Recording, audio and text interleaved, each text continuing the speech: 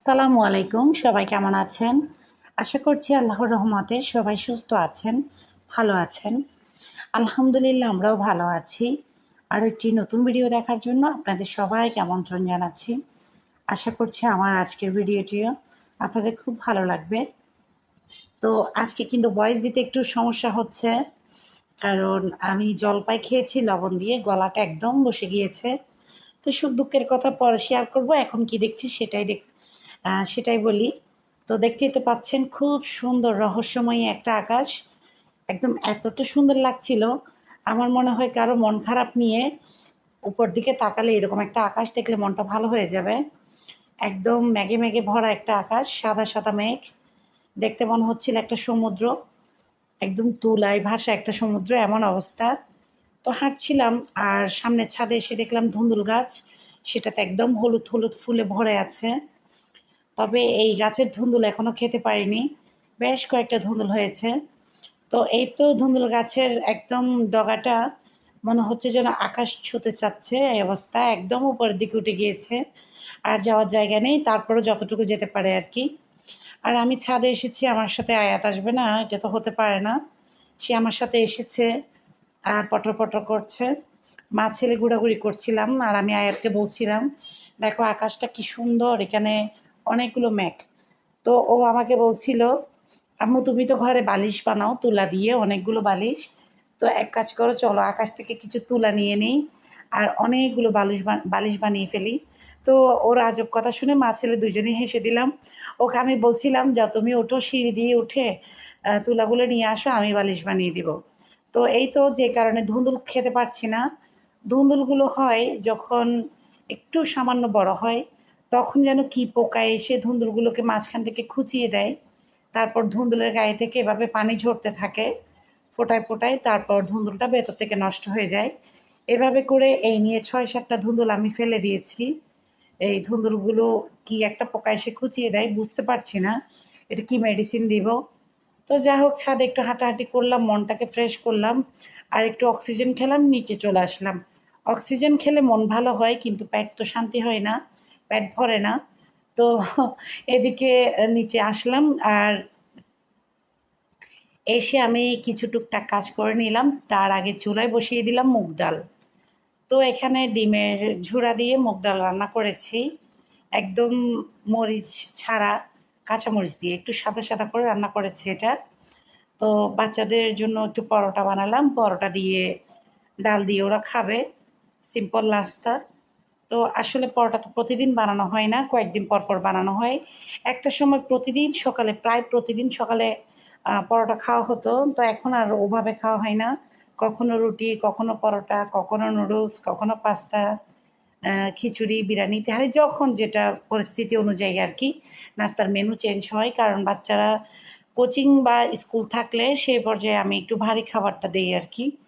তো যেহেতু রাতে ভাত খাওয়া হয় না, তো সকালে খিচুড়িটা করা হয়, যেহেতু ওরা অনেকটুকু সময় বাইরে থাকে স্কুল বা কলেজের কারণে।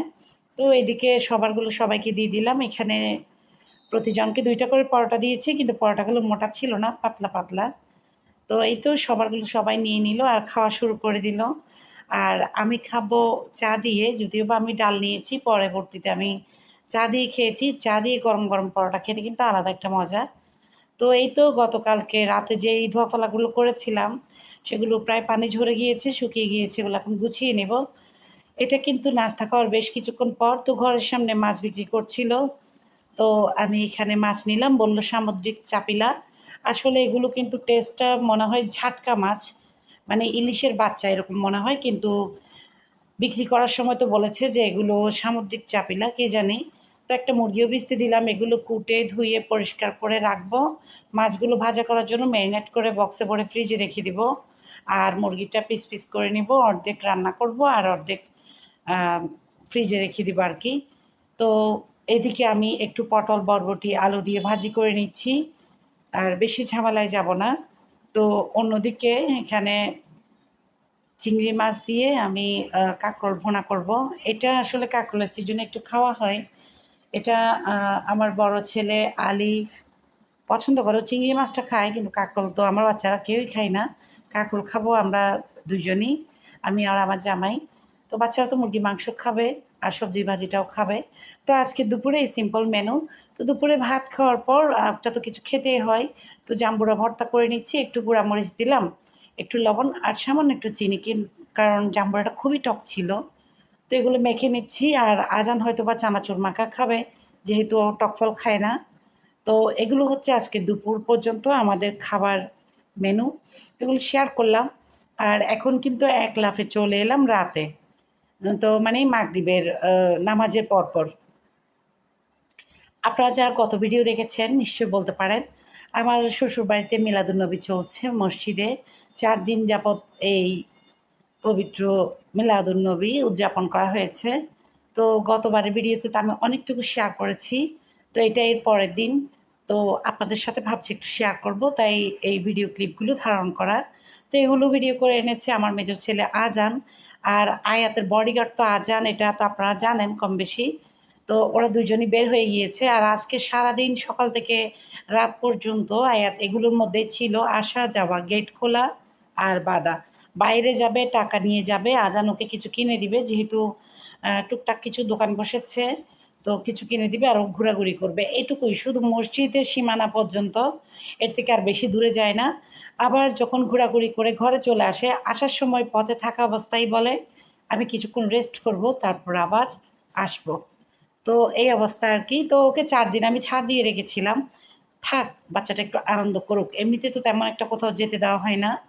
তো এদিকে ও যেতে চেয়েছিল ভিতর দিকে, তারপর দেখলো বাচ্চারা প্রায় পাঞ্জাবি গায়ে। এখন তো মাহফিল শুরু হয়নি। মাহফিল শুরু হবে আজকের পরের দিন আর কি। তো এখানে মোটামুটি মাদ্রাসার বেশ কিছু হুজুর এবং বাচ্চারা কিছু নাত গজল করেছে আর কি। তো ও তারপরে বলল না, আমার এখন গেঞ্জি পরা, আমি এখন যাব না, ঘরে যাব, পাঞ্জাবি পরবো, আতর লাগাবো, তারপর আসবো।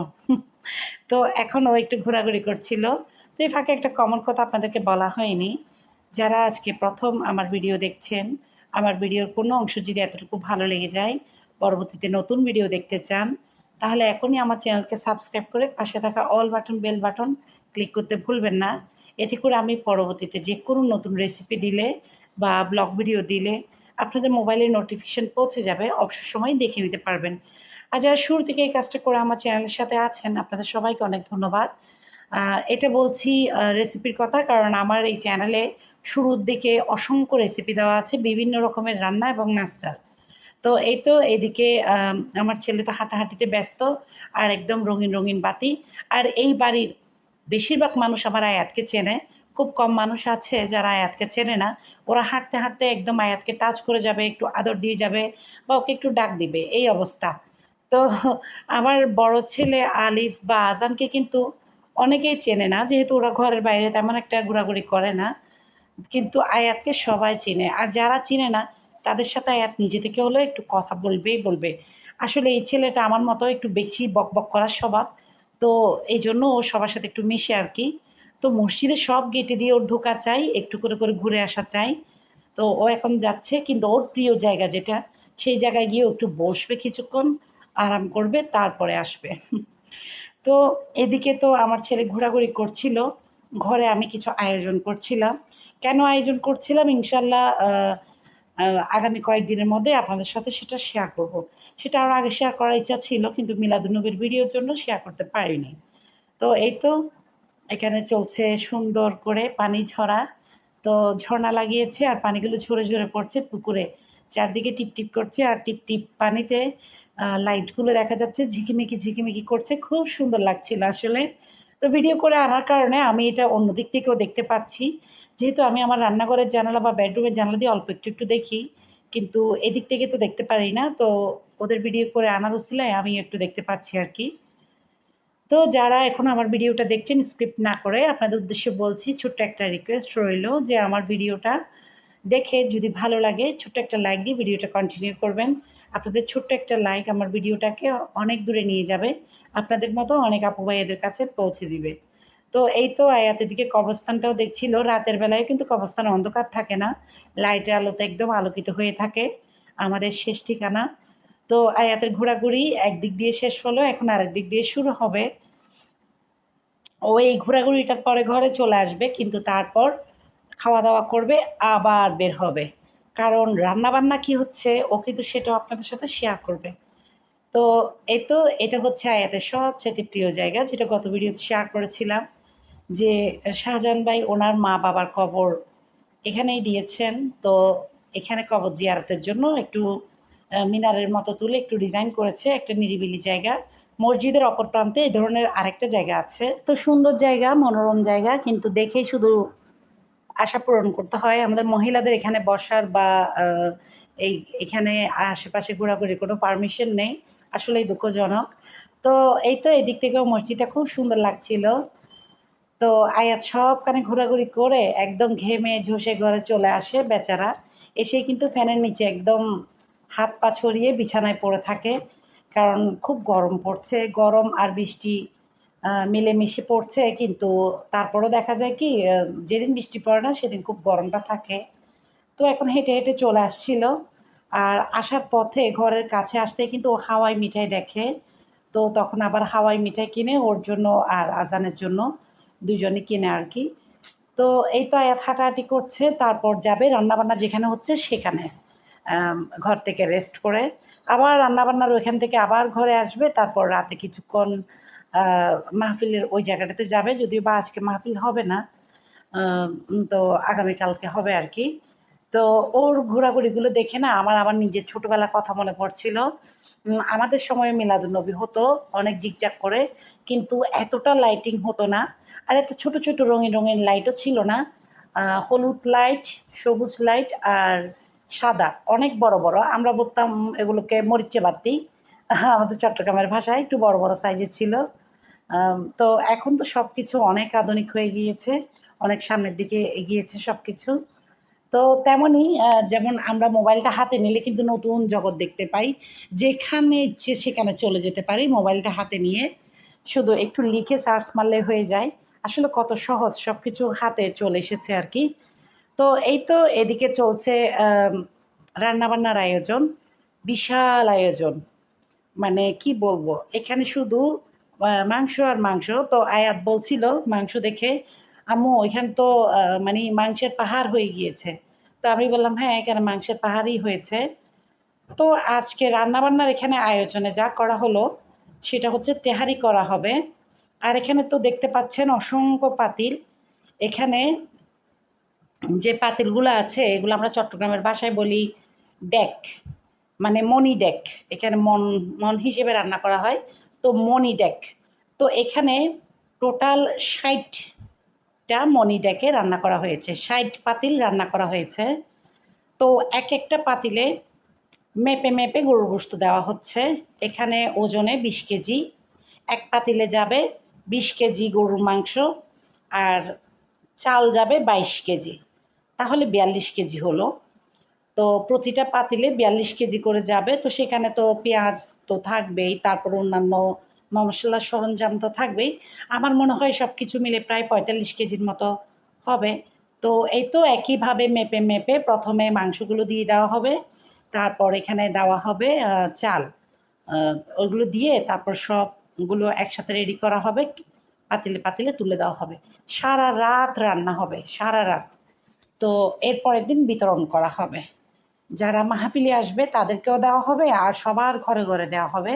আমাদের ঘরেও দেওয়া হয়েছে, সবার ঘরে ঘরে দেওয়া হবে। তো এই এই রান্নাটা করানোর জন্য যে যে যার যতটুকু সামর্থ্য আছে সে অনুযায়ী সবাই কিছু না কিছু পরিমাপের টাকা দিয়েছে, যার সামর্থ্য যতটুকু আর কি। কিন্তু কেউ যদি ৫০০ দেয় বা কেউ যদি ৫,০০০ দেয়, ভাতের কোনো ১৯-২০ হবে না।